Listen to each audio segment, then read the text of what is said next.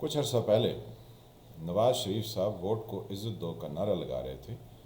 اور کہہ رہے تھے کہ جو بھی مشکلات ہوں گی میں ان کو فیس کروں گا اور کوئی ڈیل نہیں ہوگی۔ صاحب ذرا ڈیل کا لفظ جب انہوں نے استعمال کیا تو ان کا مقصد یا ان کی مراد یہ تھی کہ جن کے کندھے پر میں سوار ہو کے آیا تھا اب میں ان کے کندھے پر سوار نہیں ہوں گا۔ تو یہ راگ جو کہ وہ اپنی طرف سے پکا راگ سمجھ کے گا رہے تھے وہ پہلے ہی برسات میں دھل گیا۔ نواز شریف صاحب نے اس بیانیے کو ترک کر دیا ہے اور اب تازہ ترین خبریں یہ ہیں جس میں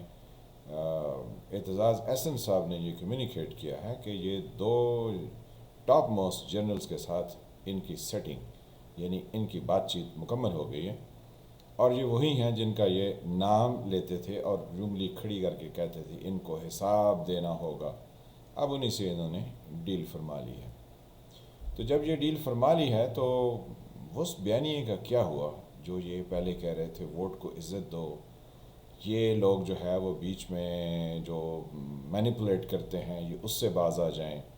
اب ہم جو ہے وہ جمہوریت کی راہ پر چلیں گے اور اب ہم کسی کے بہکاوے میں نہیں آئیں گے۔ تو یہ ساری چیزیں اب کیسے ثابت ہوتی ہیں؟ ثابت اس طرح سے ہوتی ہیں کہ پیپلز پارٹی جو ہے وہ پی ڈی ایم سے بہت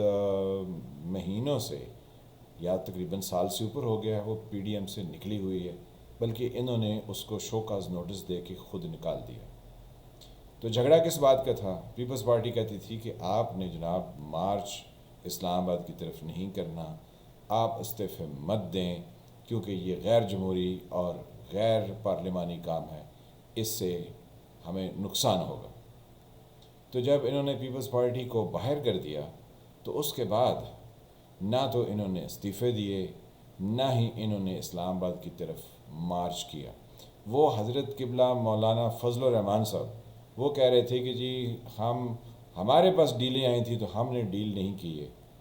تو یہ ڈیل نہیں تو اور کیا ہے کہ آپ جو مارچ مارچ اور مارچ کہتے تھے، اور آپ کے ساتھ مریم نواز صاحبہ دختر نیک اختر نواز شریف وہ بھی یہ کہتی تھیں کہ ہم تو مارچ کریں گے، ہم تو استعفے دیں گے، تو نہ انہوں نے استعفے دیے نہ انہوں نے مارچ کیا، کیونکہ جب ڈیل ہو گئی، جب یہ کہا گیا کہ شہباز شریف صاحب کے کیسز واپس ہوں گے، اور ابھی چند دن پہلے خاقان عباسی صاحب یہ فرما رہے تھے کہ ہمارے تو وزارت عظمیٰ کے امیدوار شہباز شریف ہیں، ان کو کیسے یہ اندازہ ہو گیا؟ کیونکہ اب یہ خبریں چھپتی نہیں ہیں، اب یہ ڈیلز انہوں نے کی ہیں اور ان ڈیلز کے نتیجے میں یہ عمران خان کی حکومت کو نہ تو پنجاب میں گرانے پر راضی ہیں، یعنی بزدار کو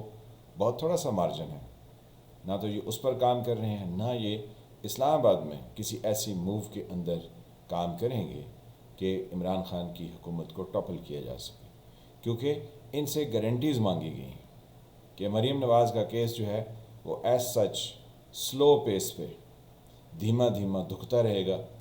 اسی طرح چلتا رہے گا، جبکہ شہباز شریف اور ان کے صاحبزادے کے کیسز ودڈرا یا کسی منطقی انجام تک ایسے پہنچائے جائیں گے کہ وہ اس میں سے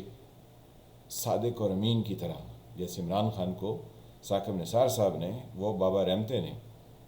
صادق اور امین قرار دیا تھا، اسی طرح شہباز شریف صاحب کو بھی یہ انوسنٹ ثابت کریں گے اور وہ بھی صادق اور امین ٹھہریں گے۔ تو جب یہ ڈیل ہو جائے تو پھر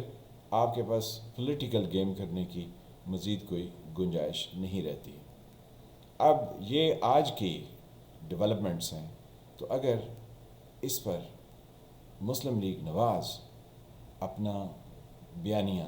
کچھ اور رکھتی ہے تو ان کو چاہیے کہ وہ اس خبروں کی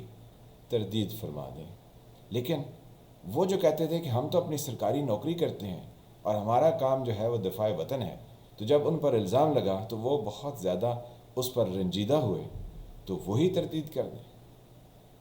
لیکن یہ تردید نہ ان کی طرف سے آئے گی نہ ان کی طرف سے آئے گی۔ کیوں؟ کیونکہ جب ڈیلز ہوتی ہیں تو پھر تردید جو ہے وہ ممکن نہیں رہتی ہے۔ اس لیے یہ ڈیل مسلم لیگ نواز نے کی ہے، اور یہ بالکل ویسی ڈیل ہے جیسی الطاف حسین جو ہے وہ اس اسٹیبلشمنٹ کے ساتھ ڈیلنگ کرتے تھے۔ الٹیمیٹلی خربوزہ چھری پر گرے یا چھری خربوزے پر گرے، نقصان خربوزے کا ہی ہے۔ تو ہم اور آپ اور پاکستان خربوزہ ہیں، اب کون کس پر گرتا ہے اس کا تعلق نہیں ہے، نقصان ہم سبھی کا ہے۔ پاکستان میں ہر وقت کچھ نہ کچھ ہوتا ہے اور پھر ہوتا ہی رہتا ہے۔ ابھی پچھلے دنوں خواجہ آصف صاحب ایک انٹرویو میں زومانی گفتگو فرما رہے تھے، کیونکہ ان کو بھی پتہ ہے کہ یہ ڈیلز ہو گئی ہیں، اور وہ جو سندھ میں گورنر تھے یہ اسد عمر کے بھائی، تو جناب وہ بھی ان ڈیلز میں پوری طرح سے اپنی سفارتکاری کے ایک گھنٹے بیٹھ کے انجام دے چکے ہیں۔ تو میں ہوں فالح ملک، آپ دیکھ رہے تھے سرکار۔ ملتے ہیں کسی نئے ٹاپک کے ساتھ۔ اللہ تعالیٰ آپ کو اپنی حفظ و امان میں رکھے، تب تک کے لیے خدا حافظ۔